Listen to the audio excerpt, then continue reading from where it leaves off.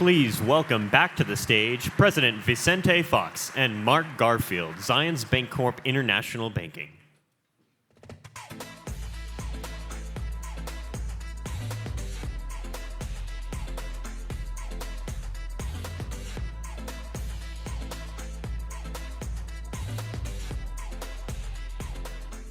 Fox again.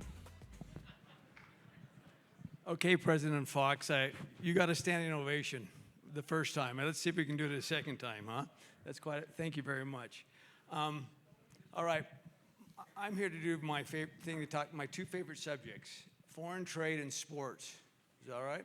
Great. Okay, and I also would like to say that I just recently, a couple of weeks ago, was in an international conference where we met with international banks, where Zions Bancorporation met with Canadian banks, we met with Mexican banks. And in preparation for this meeting, I asked all the bankers, hey, I'm gonna have a meeting with an interview with former Prime Minister Stephen Harper. What would you ask them? And what about that? And they all were very excited to say, oh, he was a great minister. We'd love to have him back. The same thing happened when I talked to the banks in Mexico. President Fox, transformative president. Great endorsements from the bankers that I met with 2 weeks ago. Anyway, congratulations, and I think that says a lot about your administration. I'd also like to say that I just heard from Governor Cox that every person in Utah is incredibly smart. And I've never had that comment about me before, and so I want to thank Governor Cox for that comment. In fact, President Bush was here about 11 years ago at this conference, and he kind of made fun of my intelligence and didn't accept that. So thank you very much, Governor Cox. Okay, first with you, Mr. Harper. With regards to the global marketplace, what is Canada's strength? Look, I always tell people I think Canada's strength should be obvious. I don't think it is to our current government, but look, we are despite being, obviously an advanced economy with extremely high standards of living and social services, and a range of kind of economic strengths, all the way up to high-tech industries, that we just have an enormous commodity base. Resources, agriculture, forestry, minerals, and of course energy. And the world, whether it's our own part of the world, but certainly the emerging world, is going to need those resources for a long time to come. And the world's going to need, notwithstanding the fight against climate change and for energy transition, the world's going to need hydrocarbons for a long time to come.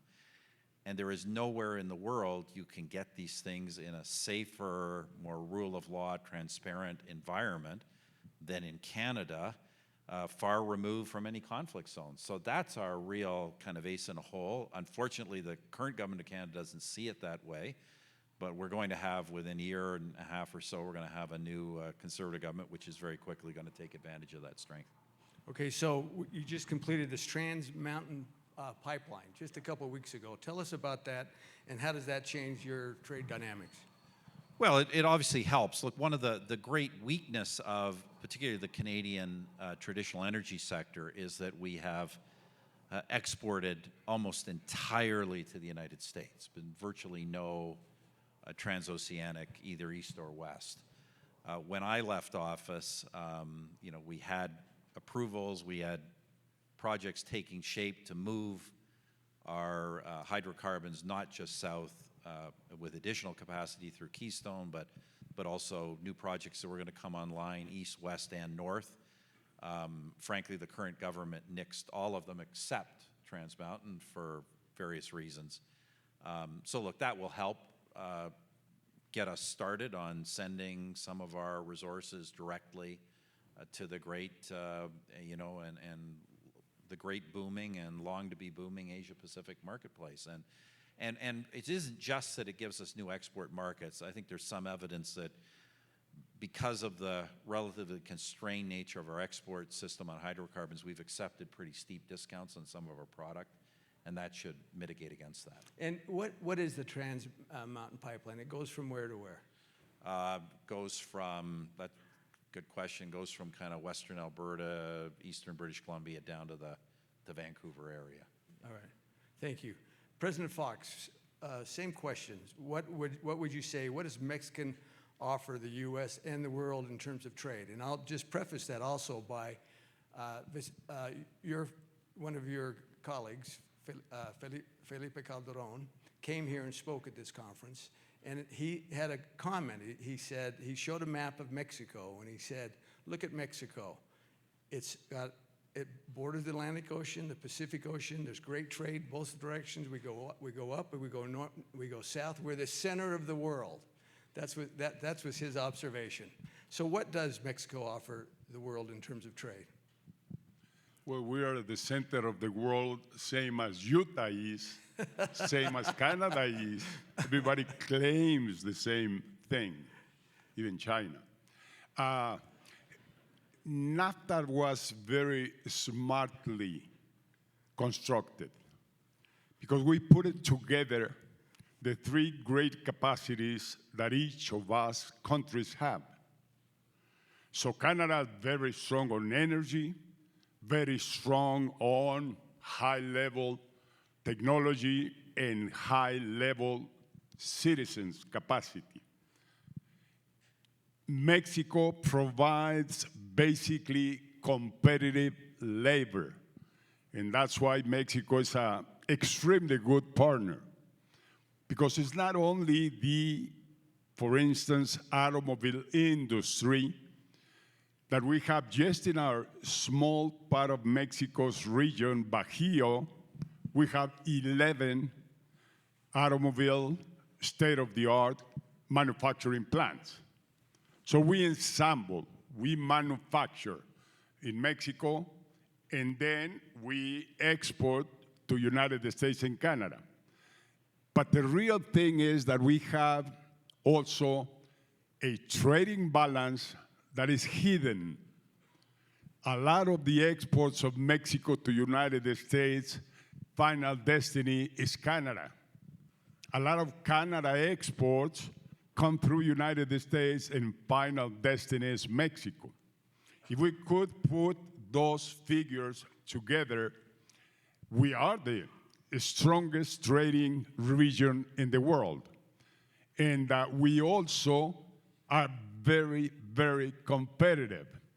This is why we now putting our bet on near-shoring, because a lot of corporations moved out of Mexico because of the lack of competitiveness, and they went to China.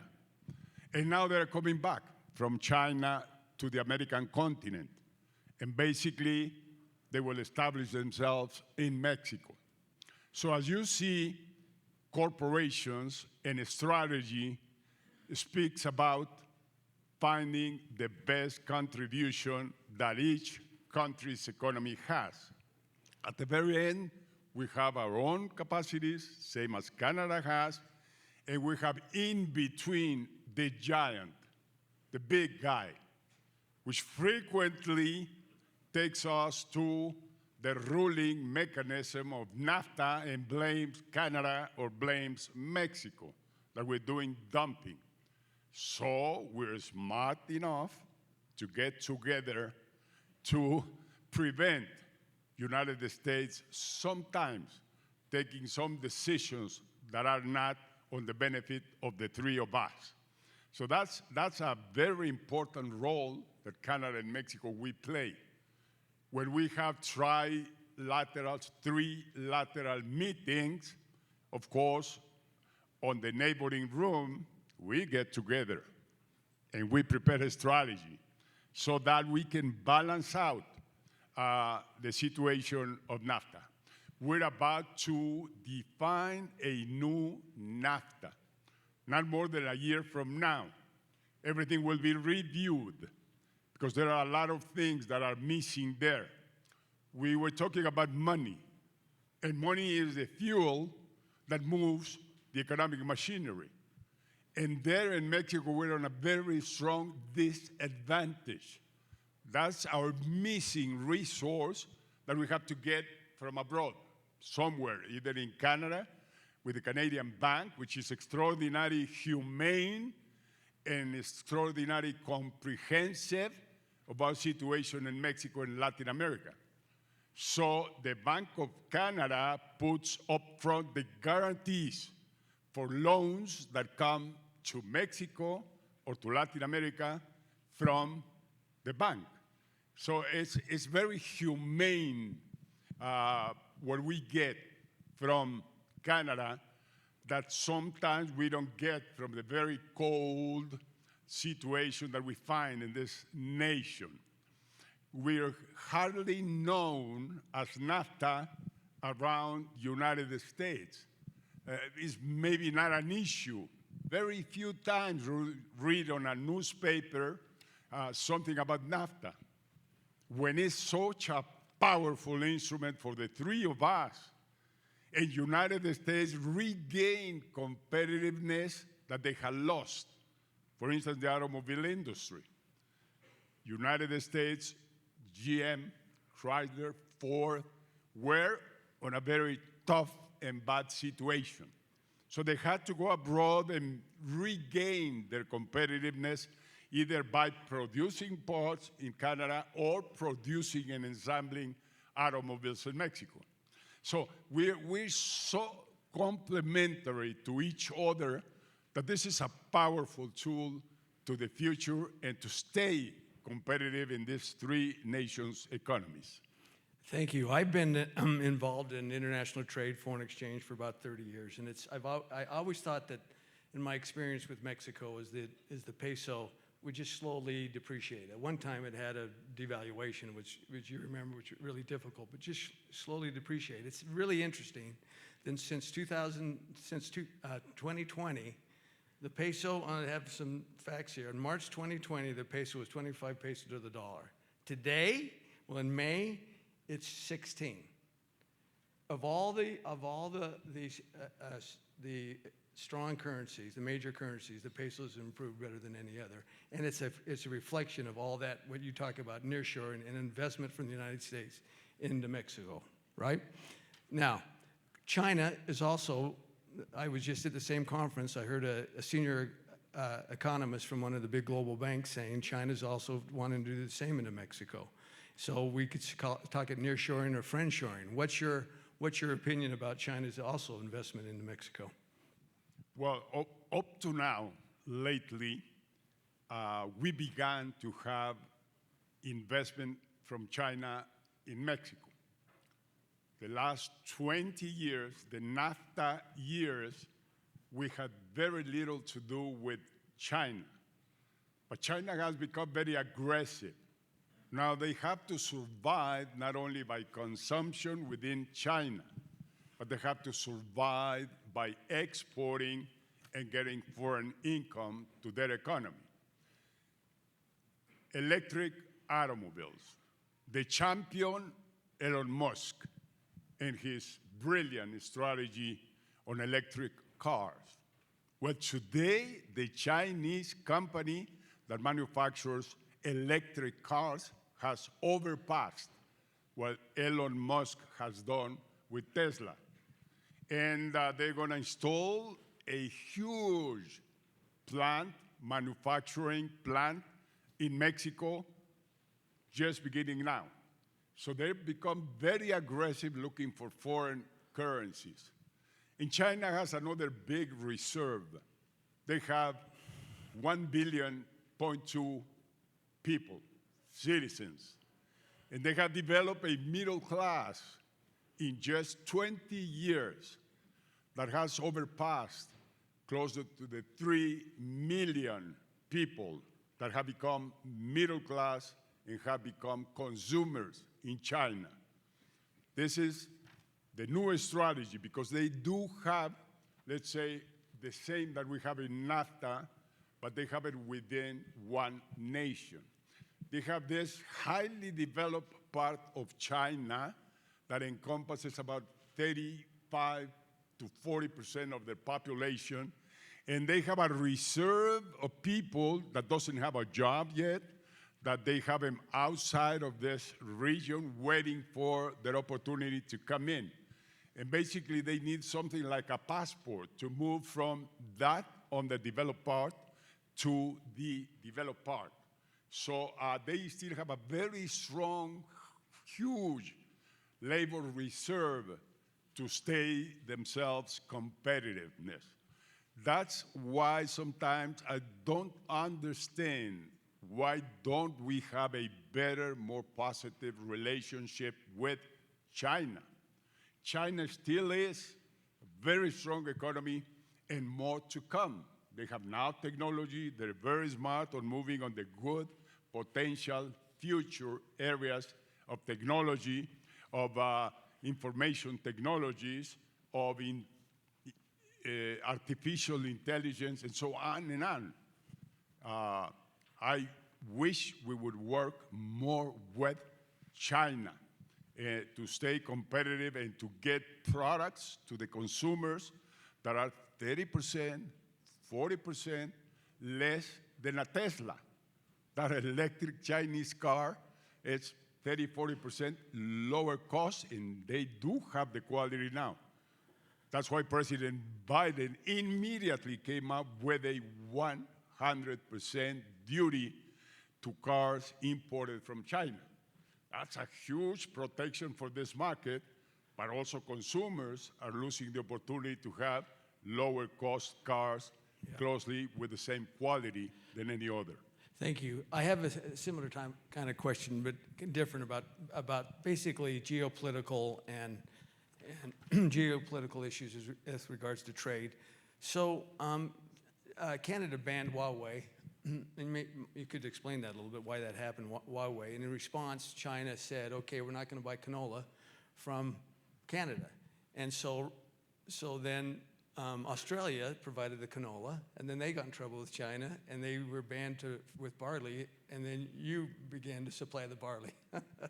That's just kind of how it happens in the world. So how does Canada negotiate this complexity, navigate these alliances and geopolitical issues?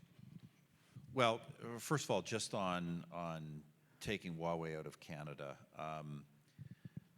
my government, we held hearings of our cabinet. This would be, can't tell you the exact time frame, 2011, 2012, 2013 period, in which concerns had been raised about Huawei and ZTE and their increasing penetration of these telecom systems into the Canadian marketplace, and what if any national security risk this posed. And we assembled all our best people, and there was just a unanimous consensus that the continued penetration of this Chinese hardware into our system represented a very serious national security threat. These companies are they are extensions of the Chinese government and extensions of what is essentially a comprehensive security state. Good products, good prices, but they represented real threats. So we in Canada had already developed back then a longer-term strategy to kind of push them out of the country. Our other Five Eye partners weren't there. What happened after we left office, our successors kind of reversed our position, but then other Five Eyes countries like you started to go in that direction. So eventually, the reason our current government came around to the view we had already had several years ago was by then all our major allies had kind of were pushing Huawei out, and I think they felt they had to do the same thing. Look, in terms of the Chinese, and I'm not sure Chinese retaliation was directly for that. It had more to do with the arrest of a particular Huawei executive. But that, nevertheless, the bigger question is, what do you do when, because the Chinese, as I say, going back to the WTO arrangements, they can essentially, we have to have elaborate processes to restrict their goods into country, and they can stop ours at the drop of a hat. And they do this periodically to Western countries, and I really think that countries like Canada, Australia, and others that are subject to this really should band together and have common policies, because the bottom line is, first of all, the only reason China buys from any of us is they absolutely need our products. Their policies are designed, they are not looking for balanced trade, they are designed to produce huge surpluses. They only buy from us when they really need it. So if we work together, we can actually mitigate any of their kind of periodic ban efforts. Yeah, but these alliances are interesting, right? We hear a lot now about this axis of China, Russia, Iran, and North Korea, right? We know BRICS. Now, part of the thing of the Trans Mountain pipeline, crude oil was completely coming to the United States. Now you have the opportunity to sell that to India, right? India, China, Japan, a range, Korea, a range of markets. And so the China, Russia, Iran, North Korea axis is part of the, three of those countries are in the BRICS, right? And then there's the European Union, the USMCA. So how, and India purchases commodities from Russia as well as oil. So just, is there any contradiction of selling your commodities to every country, or should be limited, or how do we kind of resolve that? Well, look, I think when we're you know, we have to be clear-eyed about countries that are allies, countries that are maybe not allies but broadly aligned, and then countries that represent security challenges or security risks. And on the last, it's not that we should do no commerce with these countries, but we need to constantly ask ourselves, you know, the various sectors, do they present security risks? Can they be handled just as economic opportunities? You know, I actually think there's, you know, there's real longer-term benefits of good productive, balanced trading relationships. But, you know, I say they have to be handled with care. And I say under no illusion with China. The Chinese do not have a free trade arrangement with us. Like, they evaluate every single thing they're buying for us, whether it serves their greater geopolitical strategies. And we cannot be naive about that and have to adopt a similar approach. It doesn't mean we don't sell them, doesn't mean we don't buy from them. But it just means we do not, certainly in critical areas that are vital to our security, want to become dependent on Chinese supply chains. Yeah. Okay, now I got a sports question. In 2 years, the three of us are co-hosting the World Cup. What do you think about that? Doesn't that kind of establish somewhat of a bond? I mean, everything was done in Qatar, and it's kind of that we learned about Qatar. So, question I have, between L3, the Canadian, all of us, is it correct that all of us, because we're a host, we have an automatic entry into the World Cup?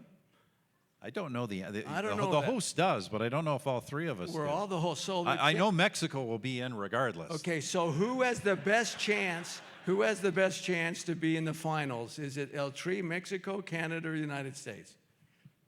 We're talking about soccer? Yeah, we're talking about soccer. We're not going to be in the finals. You're not going to be in the finals. Maybe we should get together NAFTA, Canada, United States, and Mexico. Is Try it again. Is this men's or women's? This is men's. Okay, well, women's, I think, be pretty level playing field, but I think men's, even though, boy, he's saying Mexico doesn't have a chance. I'm saying they got the best chance, and Canada has the least. Normally, we're supposed to be up here boosting our teams, but we're doing the opposite. All right, I think it's first Mexico, then United States. You have no chance, Canada, even if you're out. Well, we're not going to win at hockey. Then. No, we are going to win it. I'm rooting for the Canadians. I love. Actually, we don't win in the NHL commercial, but in the national, a lot of the international events, when it's national teams, we still do pretty good. Canada winning in World Cup hockey, World Cup soccer is kind of like in the Olympics, Romania winning in hockey. Yeah, it would be a long shot. Yeah. Yes. Okay. Now, in the next 12 months, there's an election in Mexico, in Canada, and in the United States. And in Mexico, it's just in a couple of weeks, on June 2nd, as you indicated. I just want to read something from the Wall Street Journal this week. You ready? The election stakes in Mexico. The big question, will the left get a majority to rewrite the Constitution? We talked about that a little last night. And this comment right here, which relates to trade. Entrepreneurship, business competition, strong property rights, and open markets are issues at stake. Do you agree with that, President Fox? Yes, I think we will continue on the same path that we know and we have known for years and decades.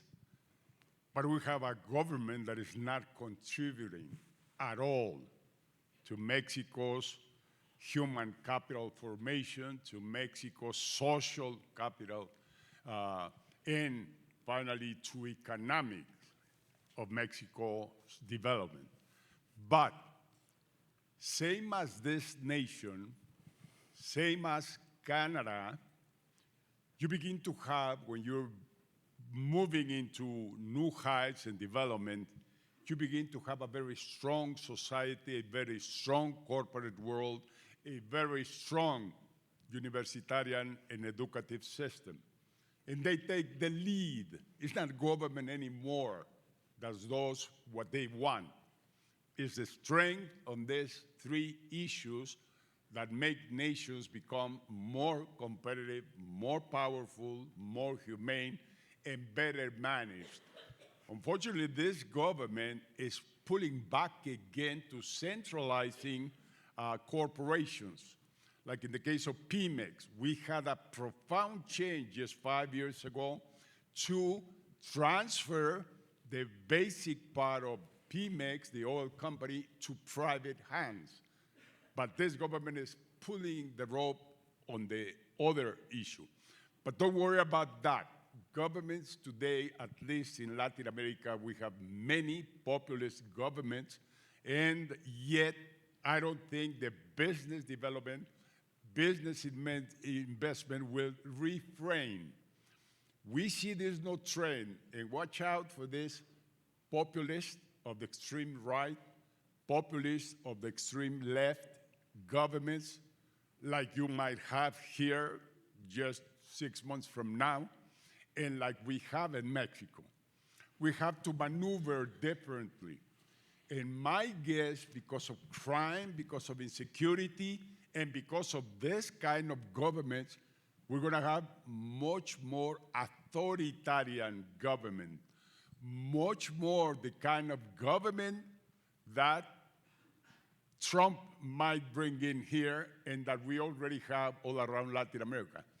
This is what I like much better, the system that they have in Canada.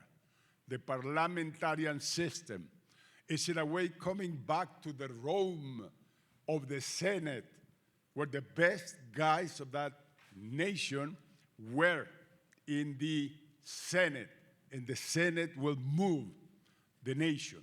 The parliament today, in parliamentarian systems, they are elected directly by the people, but they elect, only a few guys there elect the prime minister.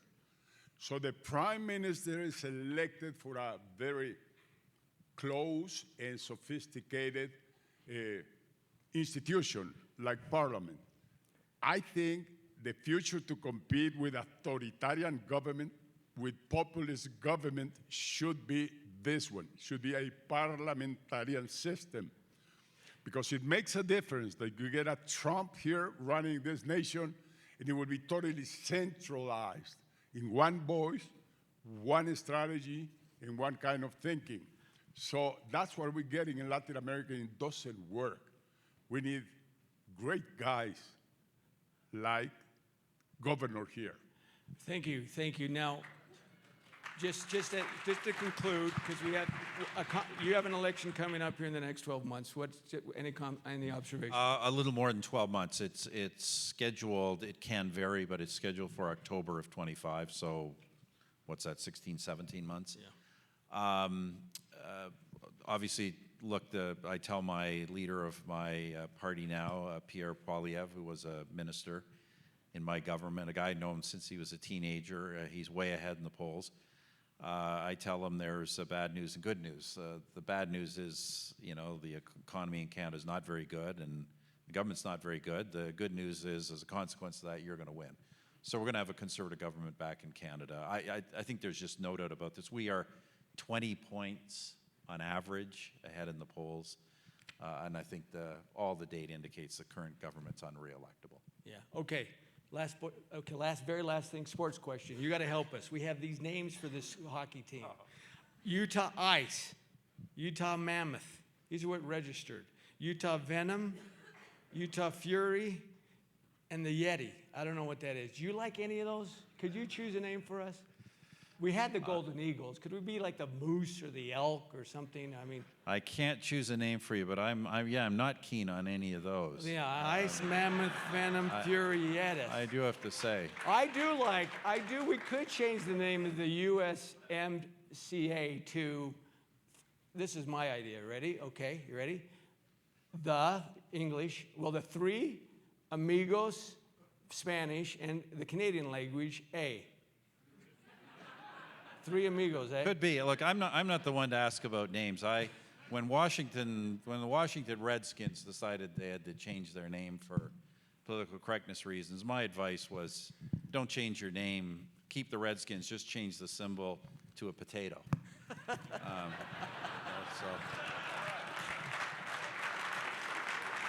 Well, thank you, Mr. Harper. Thank you much, President Fox. We appreciate your time here. Muchas gracias.